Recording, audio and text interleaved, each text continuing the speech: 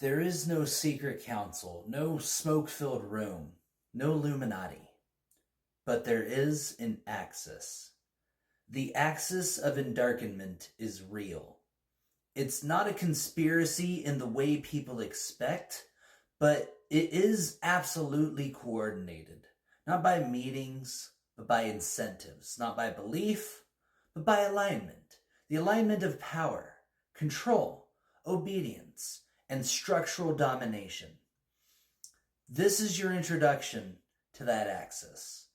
What we're witnessing in 2025 is the convergence of 5 distinct forces: oligarchy, technocracy, theocracy, ethno-nationalism, and authoritarian governance. It is not a unified ideology. It is a feedback loop, a system where each actor, each institution benefits from the erosion of liberty, accountability, and Enlightenment values. Let's start with Curtis Yarvin, the philosopher-engineer of the New Right. He doesn't believe in democracy.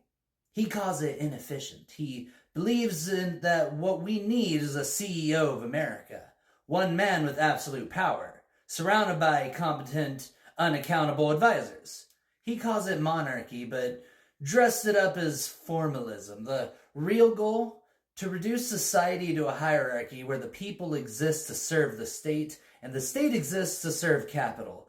His ideas used to be fringe. Now they're mainstream in Silicon Valley and among right-wing politicians. Peter Thiel took Yarvin seriously. He's bankrolled the New Right for over a decade, using his billions to reshape the state he believes in creative destruction, not democracy. He helped install J.D. Vance as Trump's vice president, and not because Vance is a leader, but because he's a puppet, a loyal executor.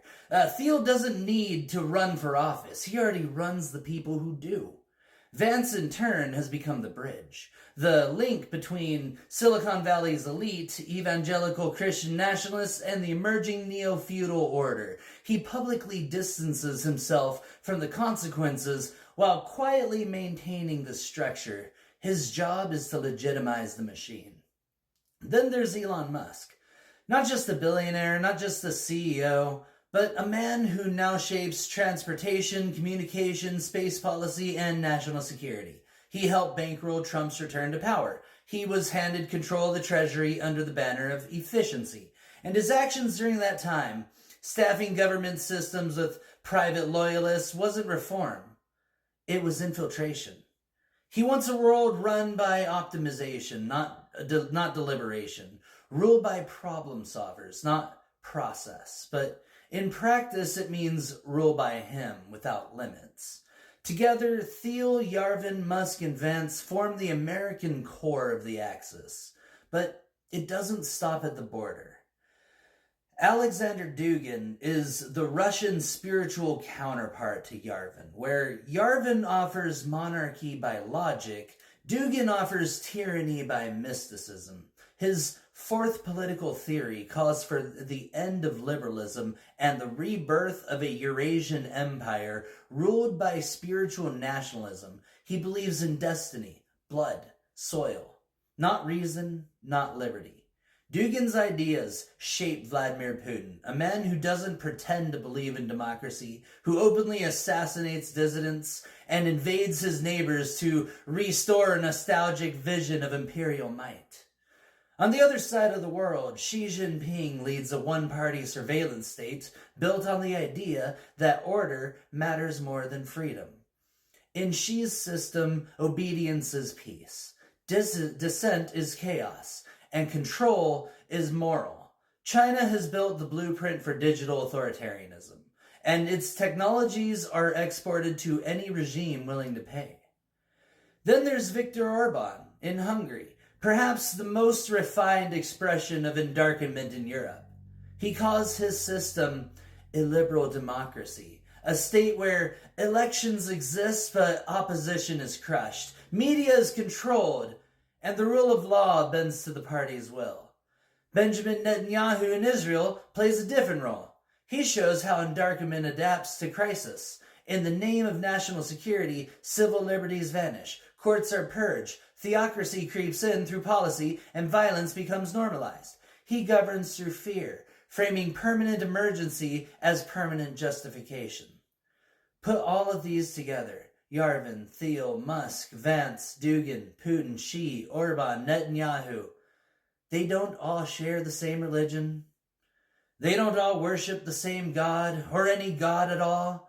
They don't all fly the same flag. But they are all useful to the same force: entropy. Because that's what the Axis really is. It is not united by ideology. It is united by function. It is a system that thrives on chaos, then sells order at the price of obedience.